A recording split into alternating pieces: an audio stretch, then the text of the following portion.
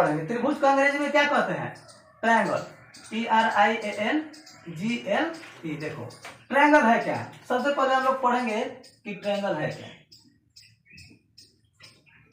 देखो त्रिभुज यानी तीन भुजाओं से घिरा हुआ क्षेत्र को त्रिभुज कहते हैं। यहाँ देखेंगे हम कि तीन भुजाओं से घिरा हुआ है। ये हमारा ये भुजा है, ठीक ना, ये इसको इंग्लिश में साइड कहते हैं। और तीनों तरफ से ये क्लोजअप है, बंद है, कहीं भी इसका छूटा हुआ पार्ट नहीं है, तो इसे हम त्रिभुज कहेंगे। यानी तीन भुजाओं से घिरे हुए क्षेत्र को कहेंगे। ये तीन भुजा से घिरा हुआ क्षेत्र है। अगर ये ऐसे रहे तो इसको हम त्रिभुज नहीं कहेंगे, क्योंकि यह तीन भुजाओं से घिरा हुआ क्षेत्र नहीं है, यहाँ पर खुला हुआ क्षेत्र है, इसलिए इसको त्रिभुज हम नहीं कहेंगे। अब पढ़ते हैं त्रिभुज के प्रकार। देखो प्रकार, त्रिभुज के 6 प्रकार होते हैं। कितने प्रकार होते हैं? 6 प्रकार होते हैं। कौन कौन? देखो भुजा के विचार से, 3 होता है भुजा के विचार से, और 3 होता है कोण के विचार से। कोण के विचार से ये 2 वर्गों में बांट दिया गया त्रिभुज को, 3 भुजा के विचार से और 3 कोण के विचार से। तो 3 भुजा, इसको हम बारी बारी से पढ़ेंगे, भुजा के विचार से और कोण के विचार से, इसको हम बारी बारी से पढ़ेंगे। तो भुजा के विचार से क्या होता है कि इसमें 3 भेद होते जाते हैं भुजा के विचार से। पहला समबाहु, समबाहु त्रिभुज। देखो समबाहु त्रिभुज ये होता है। समबाहु के मतलब क्या होता है? सम मतलब क्या होता है? सम मतलब होता है बराबर। सम का मतलब हो गया बराबर, और बाहु का मतलब हो गया भुजा। क्या हो गया? बाहु का मतलब हो गया भुजा, यानी बराबर भुजा। किसके? त्रिभुज के। किसके बराबर भुजा? त्रिभुज के। अगर ये त्रिभुज है और इनके सभी भुजा आपस में बराबर है तो इसे क्या कहेंगे? समबाहु त्रिभुज कहेंगे। क्या कहेंगे? इसे समबाहु त्रिभुज कहेंगे। यानी वैसा त्रिभुज जिसकी तीनों भुजाएं आपस में क्या हो? बराबर हो। क्या हो? आपस में बराबर हो। यानी क्या? इनकी भुजा क्या होनी चाहिए? बराबर होनी चाहिए।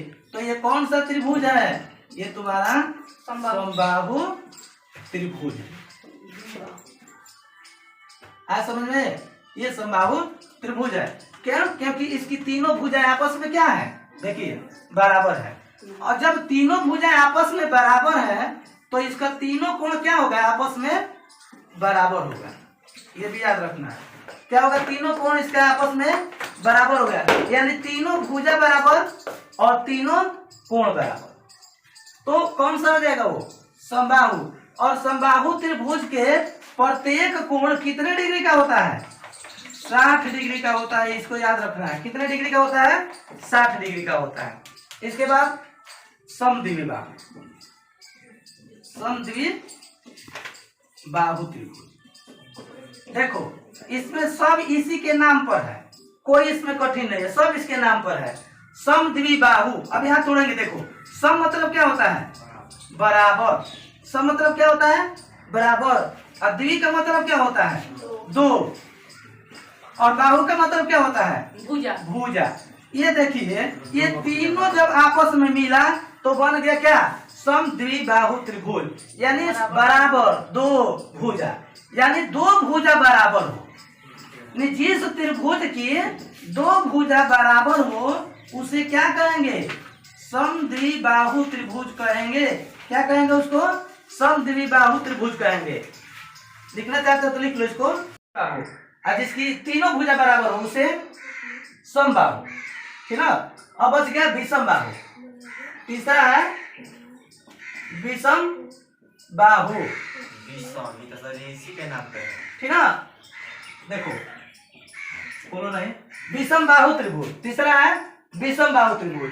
इसमें क्या? विषम मतलब कि जो समान नहीं हो, यानी सब अलग अलग हो, ठीक ना, उसे कहेंगे विषम। अब बाहु मतलब भुजा, त्रिभुज मतलब त्रिभुज।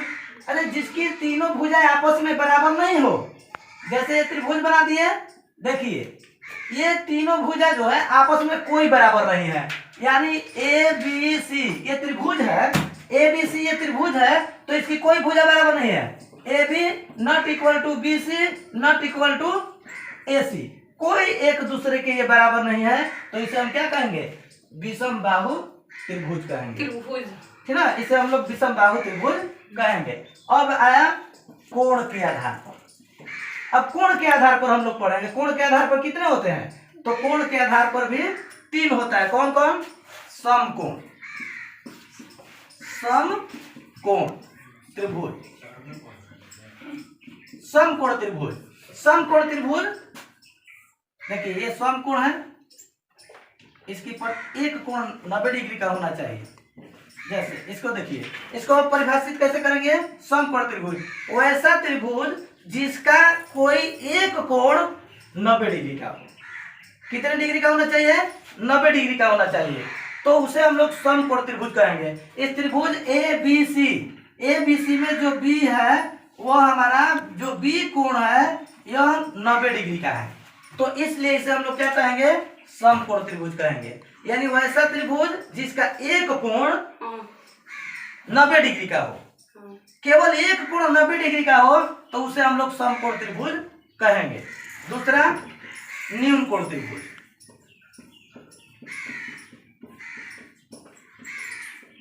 न्यून कोण त्रिभुज वैसा त्रिभुज जिसका प्रत्येक कोण 90 डिग्री से छोटा और 0 डिग्री से बड़ा हो, उसे न्यून कोण त्रिभुज कहेंगे। यानी प्रत्येक कोण जो है 90 डिग्री से छोटा होगा।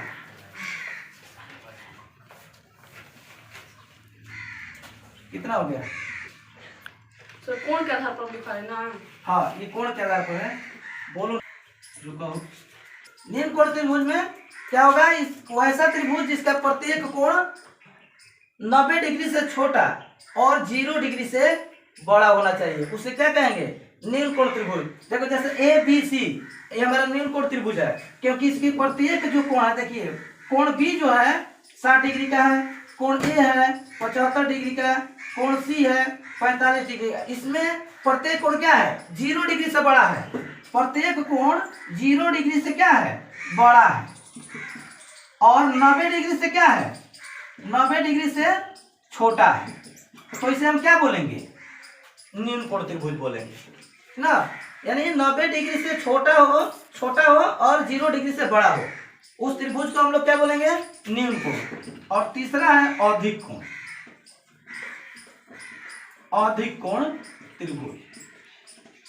देखिए, अधिक कोण त्रिभुज यानी वैसा त्रिभुज जिसका एक कोण 90 डिग्री से बड़ा हो। वैसा त्रिभुज जिसका एक कोण 90 डिग्री से बड़ा हो, उसे अधिक कोण त्रिभुज कहेंगे। क्या समझने? इस तरह से ये हमारा पूरा त्रिभुज खत्म। अगर यह वीडियो पसंद आया हो तो लाइक कीजिए और सब्सक्राइब कीजिए। धन्यवाद।